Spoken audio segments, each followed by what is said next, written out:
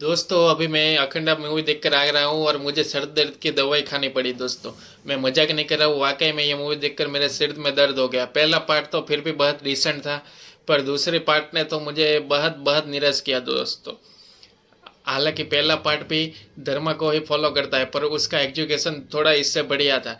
आपने बालाए की अगर फिल्म देखी होगी तो आपको पता ही होगा कि बालाए की फिल्म टिपिकल मास मसाला होती है और उसमें ओवर द टॉप एक्शन होता है और बहुत ही ज़्यादा लाउड होते हैं, यानी कि चिल्लम चोटे बहुत ही होते हैं उनके फिल्मों में। इस फिल्म में भी पहले पार्ट की स्टोरी को कंटिन्यू किया गया है।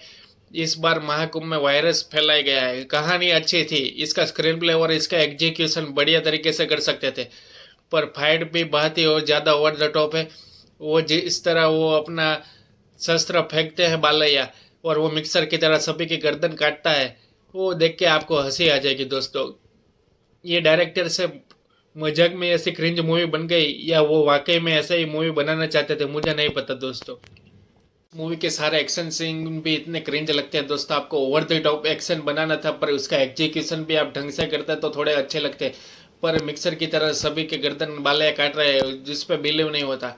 और इसकी डबिंग भी बालैया ने खुद की है। मेरे ख्याल से वो उनका सबसे गलत डिसीजन था, क्योंकि उनकी डायलॉग डिलीवरी बहुत ही खराब है। इससे अच्छा तो वो हिंदी डबिंग वॉइस आर्टिस्ट को ले लेते, उससे डबिंग करवा लेते तो मूवी की डबिंग बहुत ही बढ़िया रहती दोस्तों।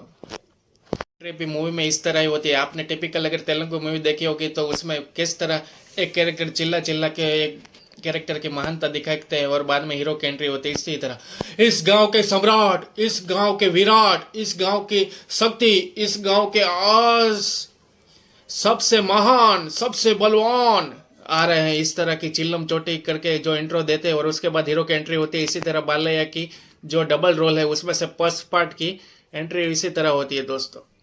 और बाद में अखंडा वाले जो मेन कैरेक्टर है बालैया का, उनकी एंट्री भी होती है दोस्तों।